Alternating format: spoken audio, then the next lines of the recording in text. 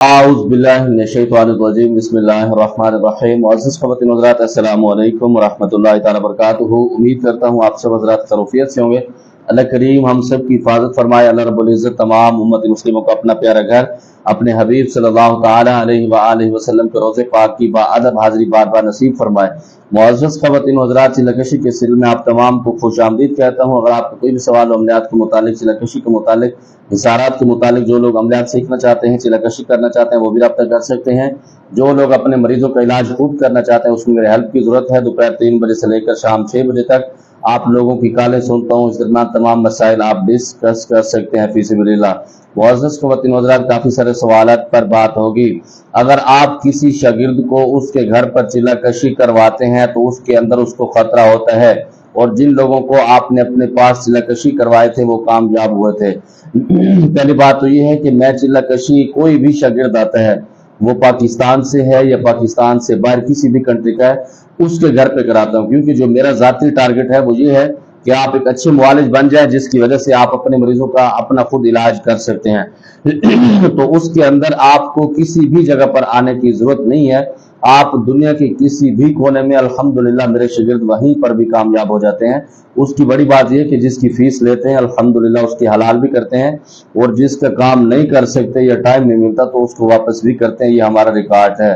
اور نمبر 2 پر یہ ضروری نہیں ہوتا کہ آپ کا شاگرد آپ کے پاس ہو تو تب ہی کامیاب ہوگا۔ اگر آپ کا شاگرد کسی دوسرے شہر میں ہے، ہاں جی، جادوگری کے جو معاملات ہیں اس کے اندر، جس کے اندر تنتر منتر جنتر پڑا جاتا ہے، ان کی لمٹ کم ہوتی ہے۔ جب آپ اللہ کی پاک کلام سے اس کا علاج کر رہے ہوتے ہیں، یا پھر اس کو اللہ کی پاک کلام سے چلکشی آپ سکھا رہے ہوتے ہیں، دنیا کے کسی بھی کونے میں وہ بیٹھا ہو تو آپ کسی بھی جگہ پر ہو، آپ اس کو گائیڈ کر سکتے ہیں۔ شرط یہ ہے، گائیڈ کرنے والا بندہ انسان کا پتر، یہ نہ کہ فیس لے لے تو پھر اس کے بعد اس کو ذلیل کرتے رہے، تو اس کے اندر بہت ساری تباہی ہوتی ہے۔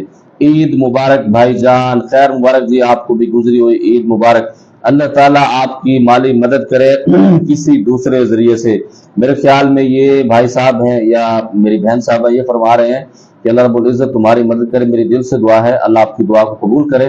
اور نمبر 2 پر، عملیات میرا روزگار نہیں ہے۔ الحمدللہ عملیات سے پہلے بھی میں اپنا بزنس کر رہا تھا، اب بھی کر رہا ہوں، بلکہ میں عملیات کو مجبوری کے تحت کرتا ہوں۔ اس کی وجہ یہ ہے کہ یہ میرے بزرگوں کا کام ہے، جس کی وجہ سے مجھے اس کو نبھانا پڑ رہا ہے۔ اور نمبر 2 پر، اسی وجہ سے میں لوگوں سے کم ملتا ہوں، اور اسی وجہ سے میں مریضوں کا علاج کم کرتا ہوں، کیونکہ جو میرا اصل ٹارگٹ ہے، میرا اپنا علم آپ تک پہنچانا، اور اس کے مطابق آپ اپنے مریضوں کا علاج کر سکیں، نہ کہ یہ کہ جو مریض ہے وہ نکاح والا ہے، طلاق والا ہے، اس طرح کے کام ہم سے نہیں ہوتے۔ بس کوئی خاص قسم کا مریض ہوتا ہے جس کی میں سمجھتا ہوں کہ مجھے اس کو ضرورت ہے اور میری ضرورت اس کو ہے، جس کی وجہ سے اس کی جان بچ سکتی ہے، تو تب میں اس کا علاج کرتا ہوں، تب اس کے کام پکڑتا ہوں۔ خواہ بخواہ میں ہر کسی کا علاج نہیں کرتا۔ اگر میں آپ کو یوں بتاؤں کہ میرے پاس 100 مریض آتے ہیں تو اس کے اندر 98% مریضوں کو میں خود علاج بتا دیتا ہوں کہ آپ خود کریں، کیونکہ میرے پاس اتنا ٹائم نہیں ہوتا۔ السلام علیکم بھائی جی، آپ کا واٹس ایپ پر مل سکتا ہے، واٹس ایپ نمبر مل سکتا ہے؟ جی بالکل، وعلیکم السلام رحمۃ اللہ، مل سکتا ہے۔ جس کے اندر آپ ویڈیو کے اندر جو آپ دیکھ رہے ہیں، اس کے اندر جو نمبر چل رہا ہوتا ہے، دونوں نمبر یہ واٹس ایپ میرے ہیں اور یہ میرے اپنے استعمال ہوتے ہیں۔ کیا کسی بھی مہینے میں یہ عمل کر سکتے ہیں؟ اچھا، یہ پوچھ رہے ہیں بسم اللہ الرحمن الرحیم کا جو عامل بننے کا ہے، اس کے اندر مہینے کی کوئی قید نہیں ہے۔ میں نے اس کے اندر مکمل لوازمات بتائے ہیں، آپ اس کو کر سکتے ہیں۔ استاد جی، ایسے لوگوں کی باتوں پر توجہ نہ دیا کریں، یہ لوگ صرف ٹائم پاس ہوتے ہیں، دفع کیا کریں ان کو۔ آپ کو مشورہ دینے کے لیے بہت سارا شکریہ، اور حقیقت میں ایسے کرتا ہوں، جو بندہ یا بندی مجھے تنگ کرنے کے لیے آتے ہیں، میں ایک دفعہ، اور دوسرے نمبر پر میں آپ کو ایک مزے کی بات بتاؤں، میں جس کی الحمدللہ ایک دفعہ آواز سن لیتا ہوں نا، میں آپ کو اپنا ٹیلنٹ سمجھ لو یا اللہ رب العزت کی مہربانی سمجھ لو، میں اس کی پوری زندگی آواز کو بھول نہیں سکتا۔ نمبر 2 پر، جس سے میں گفتگو کر رہا ہوتا، جب وہ ہیلو کرتا ہے یا السلام علیکم کہتا ہے، تو مجھے اس کی لینگویج کا پتہ لگ جاتا ہے، اس کے علاقے کا پتہ لگ جاتا ہے۔ یہ الحمدللہ رب العزت نے خاص کرم کیا ہوا ہے۔ تو اس وجہ سے بہت ساری خواتین ایسی ہیں کہ جو فضول میں اپنا ٹائم برباد کرتی ہیں، خواہ مخواہ تنگ کرتے ہیں۔ تو میرا ایک سسٹم ہے کہ میں جب دیکھتا ہوں، مجھے پتہ لگ جاتا ہے کہ یہ بندہ سوال پوچھنے کے لیے ہے یا اپنے کوئی کام کے لیے، یا وہ فضول تنگ کر رہا ہے، تو میں اس کو فوراً بلاک کرتا ہوں۔ سیدھی سی بات ہے۔ ہم نے موبائل اپنی سہولت کے لیے رکھا ہوا ہے، نہ کہ اپنے تنگ ہونے کے لیے رکھا ہوا ہے کہ کسی کا بھی فون ہے اور وہ ہمیں تنگ کرتا رہے، ہماری عزت پر وہ حملے کرتا ہے تو ہم اس کو سکون سے سنیں. ہم اس کو برداشت نہیں کرتے، نہ ہمارے پاس اتنا ٹائم ہوتا ہے جس اسٹینڈرڈ کے اندر ہم گزرتے رہیں. بس جو ہمارا مشن ہے اپنا علم آپ تک پہنچا رہے ہیں، تو آپ کا بھی فرض بنتا ہے کہ آپ خواہ مخواہ سے ٹرائی نہ کریں اور یہ عشق و شوقی دوسری چیزیں کسی اور کے اوپر اپلائی کریں.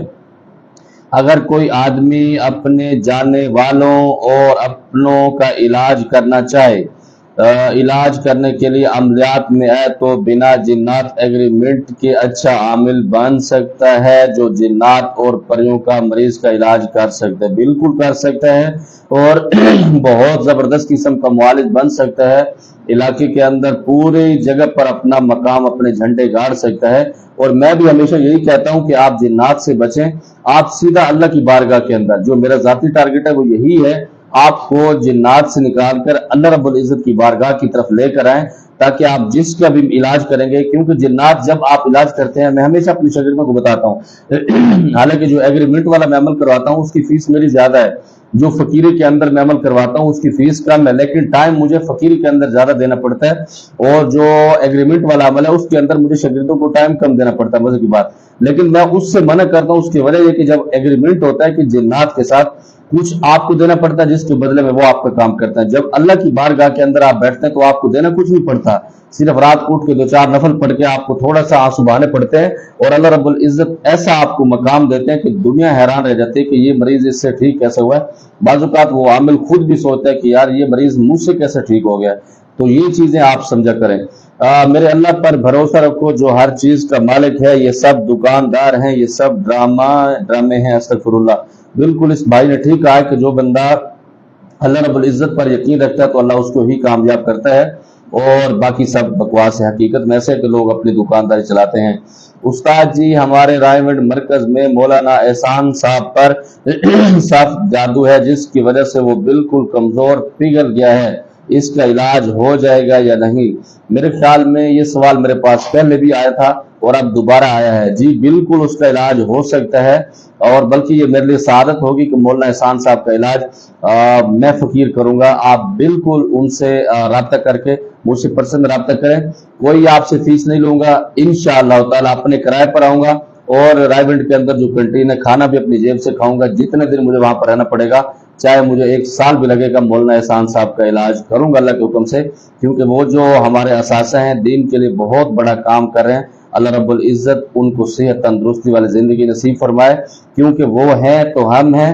ہمارے پاکستان کے اندر بہت سارے لوگوں کی برکت سے ہمارا پاکستان آگے ترقی کر رہا ہے. تجھے پہ کتنا دم خم ہے وہ ہمیں پتہ چل چکا ہے. کمنٹس ڈیلیٹ کرتے ہو، بولتے ہو کمنٹس ڈیلیٹ نہیں کیا اور واٹس ایپ پہ بلاک کر دیا ہے.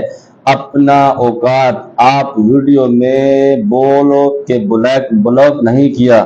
اچھا، پہلی بات تو یہ ہے کہ اگر اس بندے کا کمنٹس ڈیلیٹ کیا ہوتا تو یہ کمنٹس میں کیوں پڑھ رہا ہوں؟ ہاں بالکل، کچھ چیزیں ایسی ہوتی ہیں کہ ایک بندے کو جب ہم نے اس کا معاملات نہیں کیے، وہ خواہ مخواہ سے تنگ کر رہا ہے، تو پھر اس کا میرا بلاک کرنا بنتا ہے. کیونکہ میں نے آپ کو پہلے بتایا ہے میں اپنی سہولت کے لیے موبائل کے رکھا ہوا، نہ کہ میں نے آپ لوگوں کے لیے اس کے لیے تنگ کرنے کے لیے نہیں رکھا ہوا. جو خواہ مخواہ میں تنگ کرے گا تو پھر ظاہر اس کے ساتھ یہی ہوگا.